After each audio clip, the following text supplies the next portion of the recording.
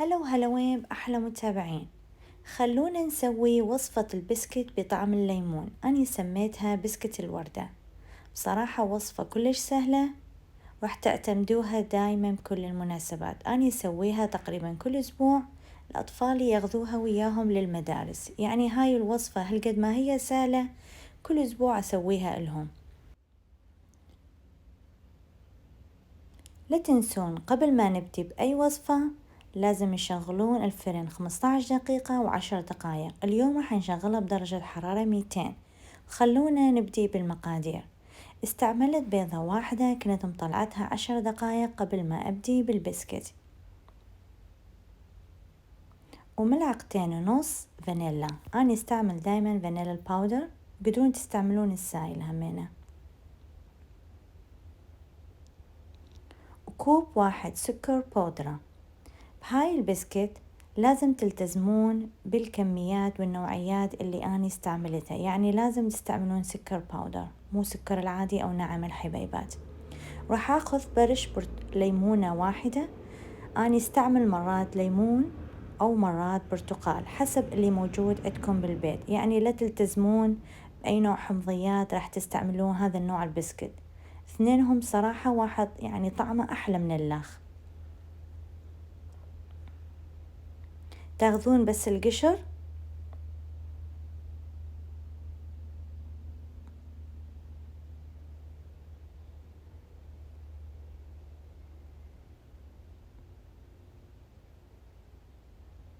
بصراحة طعم الليمون يضيف نكهة كلش مميزة لهذا البسكت. هنا استعملت كوب واحد زيت نباتي. راح نبدي بالبداية نخلطهم شوية خفيف، يعني لا تخلطوهم هواية لأنه راح نضيف بعد طحين.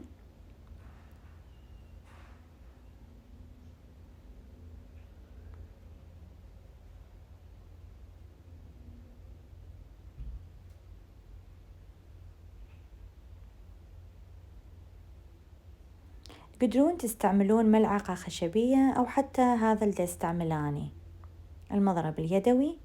هنا راح أبدي بالمقادير الجافة. راح أضيف كوب ورا كوب. هو راح استعمل 3 أكواب طحين وملعقة كبيرة بيكنج باودر. يعني ورا ما تضيفون أول كوب طحين راح نضيف البيكنج باودر، هذا الكوب الثاني. إذا تشوفون العجينة بعدها سائلة تقدرون تضيفون من ملعقة كبيرة إلى ملعقتين، بس مو أكثر، لأنه هي هاي العجينة أصلا قوامها كلش سائل.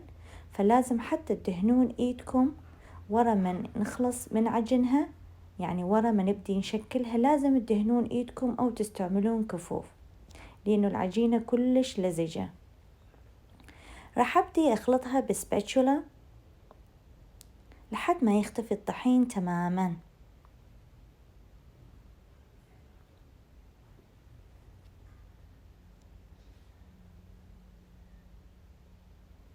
تشوفون مقدار العجين كلش قليل، بس راح يطلع لكم بالضبط 45 حبة بسكت. يعني زيت، يعني ما شاء الله الزيت تشوفوه كلش قليل، بس الزيت بيه بركة العجين. واني اسويه تقريبا كل اسبوع، هو اسبوع راح يكفي يمكم. يقدرون تحتفظون بيه بالثلاجة لمدة شهر أو حتى بالمجمدة لمدة 6 أشهر، كل شي ما يصير بيه، بس إذا تحطوه بمكان ما يدخل الهواء ويكون محكم الأغلاق. هنا دهنت إيدي بزيت. ورا ما نزعت الكفوف شوفتكم نقدر إذا يعني حتى نستعمل إيدنا وبلا كفوف، يعني دا سهل الأمور لكم. حطيت بطاسة سكر خشن أو سكر اللي نستعمله إحنا بشرب الشاي، السكر العادي، وشكلتها مثل دا تشوفون بهذا القالب. قدرون حتى ما تستعملون قالب، بس تكوروها على شكل دوائر وبعدين تحطوها بالصينية، يعني تفردوها على شكل دوائر شو مثل الكوبة يعني. وحطيت هذا الشوكولات شيبس بالنص حتى تكمل شكل الوردة. وراح أكمل تشكيل باقي البسكت. مثل ما قلت ايدكم لازم تكون مدهونة، لانه هذا العجين كلش يلزق بالايد. راح نحطها بالشكر بالبداية، وحتى اذا تشوفون بانه هذا العجين اذا دا يلزق بالقالب تقدرون تهنون القالب بشوية زيت أو زبد حتى لا يلزق بيه.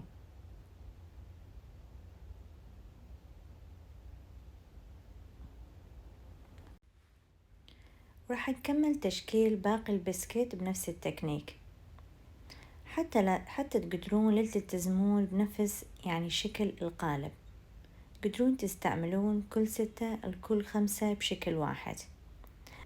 سووها انتو بطريقة اسهل، هي تسووها على شكل كرات وحطوها بالصينية، وهذا القالب صراحة يسهل المهمة انه اشكلهم تقريبا كلهم 10 دقائق ما عدا وقت الخبز اكيد. مثل ما قلت بداية الفيديو بأنه الفرن لازم يكون محمي ب10 دقائق قبل ما نبدأ بتشكيل البسكيت بدرجة حرارة 200. أنا حطيتهم بالرف الوسط لمدة 15 دقيقة أو يمكن أقل، هي تعتمد بالأكثر بنوعية الفرن اللي موجود عندكم. أكيد هو بسكيت ما راح ياخذ أكثر من 15 دقيقة أو 10 دقائق. حتى لا تلتزمون بأنكم تحطون الشوكولات شيبس، تقدرون تحطون حبة لوز أو جوز أو حتى فستق، اللي موجود عندكم بالبيت. بس لأنه أني هاي دايما أسويها لأولادي فهم يفضلون الشوكولات. ونظفوا باقي البواقي من العجين الموجود بالصينية. هذا البسكيت ورا ما نخلصه قبل نحطه بالفرن، وحتى ورا ما تخبزوه أبد لا تلمسون البسكيت لأنه راح يكون كلش هش وراح يتكسر بسرعة. بقوه بالصينية لحد ما يبرد ويتماسك البسكيت. شوفوا جمال البسكيت مع بساطة المكونات اللي استعملتها، فعلا هو بسكيت الورد مثل ما أنا سميته. إذا أول مرة تشوفون قناتي وتعجبتكم وصفاتي ورا ما تجربوها لا تنسون تسووا لايك وشير وسبسكرايب، راح أسوي لكم بعد وصفات أحلى وأحلى بالمستقبل. ألف عافية على قلوبنا وقلوبكم يا حلوين.